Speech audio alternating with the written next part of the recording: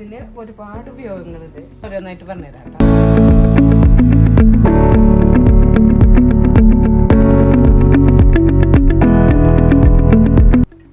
വീട്ടില് കറിവേപ്പില അതുപോലെ തന്നെ പുതിനയില മല്ലിയിലൊക്കെ ഫ്രിഡ്ജിൽ വെക്കൂലേ, 2 ദിവസം കഴിയുമ്പോഴേക്കും അത് ഉണങ്ങി തുടങ്ങുണ്ടാവും.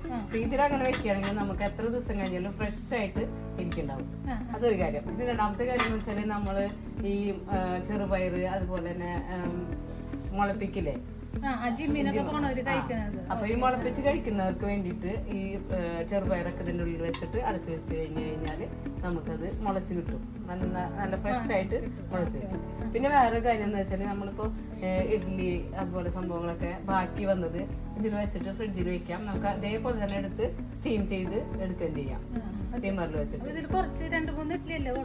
പക്ഷെ അത് നമുക്ക് ഇതിന്റെ വലുതുണ്ട്, അതിന്റെ വലുതുണ്ട്, വലിയ പാത്രങ്ങളുണ്ട്, എല്ലാ വലിപ്പങ്ങളും ഉണ്ട്.